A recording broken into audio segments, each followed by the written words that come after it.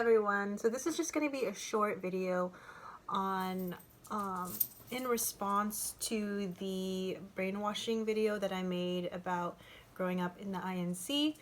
And I knew it was not going to resonate with everybody because it's such a controversial topic. So brainwashing is also known as coercive persuasion. I've talked about coercion in a lot of my other videos, but it is a form of manipulation. And you know, the meaning of the word persuade, it's like trying to convince you, right? So when you think about someone trying to persuade you to do something, oftentimes another word for persuade is convince. Like, oh, convince, convince.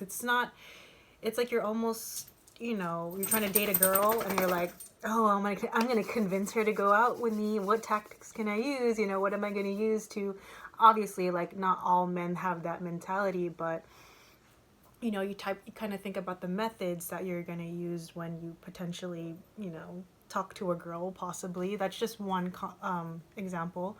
But I also wanted to address a second point where trauma manifests different for everybody. So I'm going to bring up a parallel here regarding why some people in the Iglesia Ni Cristo, when they're brought up in it, or they're offered as a baby, and then as they grow into adolescence and adulthood, won't really experience the trauma of the indoctrination process, is because everybody's body is different, and then you also have to take into account the socio-cultural variables in that person's environment. So that's what I also wanted to say.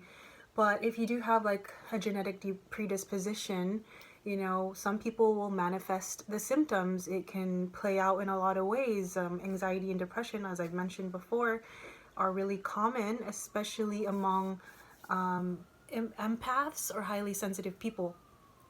Now, I also wanted to mention that the parallel of a virus, right? So when we think of a virus, sometimes you won't have symptoms, but you'll still be infected with it.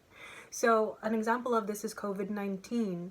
It is a very harmful virus. It has amassed a lot of deaths, and has caused a lot of pain and trauma for a lot of people, but some people won't manifest symptoms. They'll just be carriers and they'll pass it along.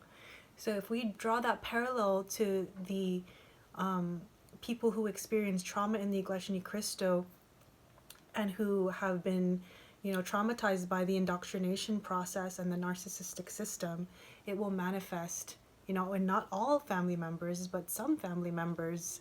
And it's really tragic when that person is sick from the narcissistic system. They get even more punished, and that exacerbates a lot of mental health issues when they're not being attuned to, when they're not being listened to, for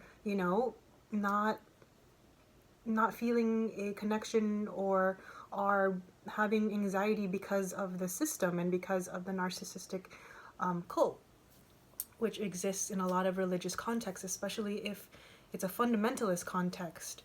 So that's what I wanted to mention. I hope that parallel kind of shed light, like how a virus can exist in someone's body, but you can remain asymptomatic and not show symptoms. It's very comparable to that.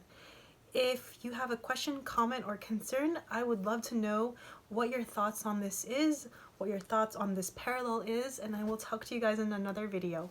Bye!